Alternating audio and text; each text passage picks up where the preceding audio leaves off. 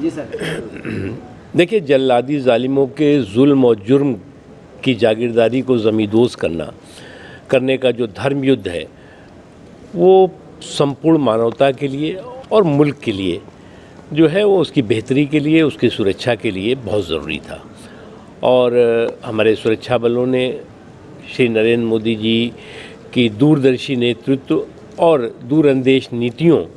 के संकल्प के साथ उन जालिमों के जुर्म और जुल्म की जागीरदारी को ज़मींदोज़ करने का जो पराक्रम किया है, जो संकल्प के साथ जो है वो धर्म युद्ध के रास्ते पे सफलता के साथ आगे बढ़े हैं, निश्चित तौर से आज पूरा देश अपने आप को गर्वान्वित महसूस कर रहा है। पाकिस्तान जो खुद एक आतंकवाद की टेरिटरी बना हुआ है, उस आतंकवाद की टेरिटरी के टुकड़े टुकड़े होने का वक्त आ गया है। और आतंकवाद जो है वो किसी एक मुल्क की समस्या नहीं है, बल्कि संपूर्ण मानवता की और पूरे विश्व की समस्या है।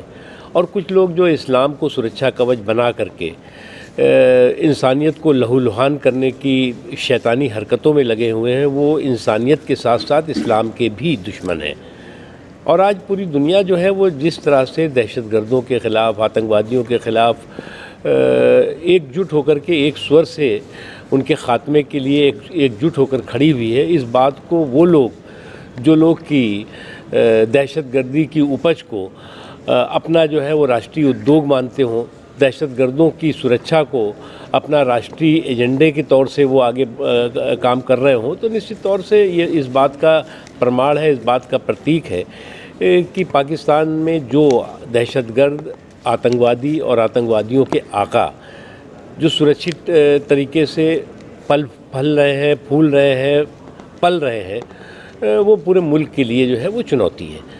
और आज जो है वो पूरा देश इसीलिए अगर grupप देखें तो एकजुट होकर के कश्मीर से लेकर कन्याकुमारी तक, कच्छ से लेकर कटक तक हमारे सुरक्षा बलों के इस पराक्रम, हमारे सुरक्षा बलों के इस धर्म युद्ध जो जालिमों और के जुर्म और जुल्म को ज़मींदोज़ करने का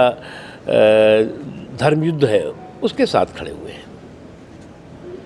सर, आतंकी ठिकानों को और लगातार नष्ट करने का जो अभियान है वो जारी रहेगा? देखिए, मैं मानता हूँ कि दहशतगर्द दरिंदों के जो दाता हैं, जो आका हैं, उनको जो दंड मिल रहा है वो जो है वो दंड उनको दहलाने वाला भी होगा और साथ ही साथ उनको सबक और संदेश देने वाला भी है। और अगर इसके बावजूद भी इस दहशतगर्दी के दरिंदे फिर भी अपनी हरकतों से बाज नहीं आए, तो निश्चित तौर से देश के हित में, मानवता के हित में जो भी हमारे सुरक्षा बल ठीक समझेंगे वो करेंगे। कितने लोगों के मरने की सूचना है? अभी हमारे जो सैनिक सुरक्षा बल के लोग हैं उन्होंने इसमें ब्रीफिंग की है, और जो भी समय पर जो देश को जानकारी के दृष्टि से जो भी आवश्यक होगा वो ब्रीफिंग होगी। लेकिन इतना ज़रूर है कि आज जो है वो पूरे मुल्क का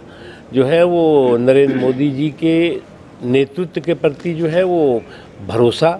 और हमारे दुश्मनों का भय बहुत साफ दिखाई पड़ रहा है। Yeah.